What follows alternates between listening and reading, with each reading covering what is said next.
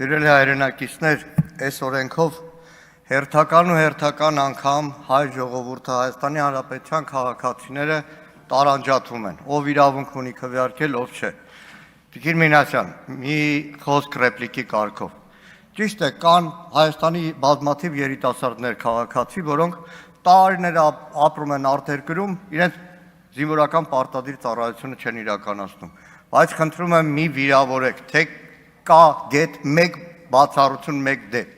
Բազմաթիվ են եղել դեպքերը, երբ նույն 44 օրյա պատերազմի ընթացքում ամբողջ կյանք Հայաստանի Հանրապետությունում չապրող երիտասարդը 18 տարին լրանալու պես եկել է իր պարտքը կատարել է հայրենիքի նկատմամբ, ցավոք նրանցից որոշները նաև նահատակվել են։ Կոնկրետ անուններ կան, կոնկրետ դեպքեր կան եւ խնդրում եմ մի ընդհանրացրեք։ Ցավոք սրտի այս հարցի քննարկման ժամանակ հերթական անգամ մեր հասարակության մի մասը թիրախավորվում է Ռուսաստանից եկածի փրընտրություններին, այնքան է թիրախավորվել, որ օրերս մի խայտարակ դեպք նկատեցի։ Մեկը զենքով բանով վստահ է մարտական հերթապահության ագրնում գրել է, բայց ինչ կայֆ է, որ դիրք ես հելնում Հայաստանից թռածների ընտրություններում եկած ու ընտրողների հետ ձեր քթից բերելու է։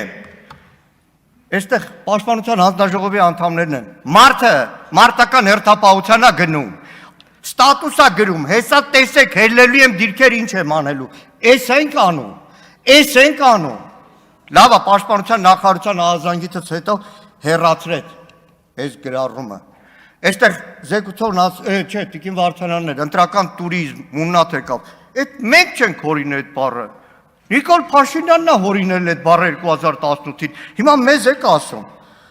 Ինչ վերաբերում է պետության եւ քաղաքացու կապը։ Տեսեք ինչ է կատարվում։ Շատ կարճ է, պարոն Ռուբինյան։ Մեկը գնացել է արտերկրի աշխատանքի, ընտանիքը էստեղ, ծնողներն էստեղ, երեխեքն էստեղ, բայց իրանց զրկում ենք ընտրելու իրավունքի։ Ավարտեք։ Վերջացնում, մի նախադեպ։ Մեկը հայրենիքի դավաճանության հոդվածով, լրտեսության հոդվածով բանտում նստած է, բայց իրան դեռ շարունակում են տալ Հայաստանի ընտրություններին մասնակցելու իրավունք։ Այդ ոնց է չափում պետության եւ քաղաքացու հոգեկան կապը։ Եթե չավարտեք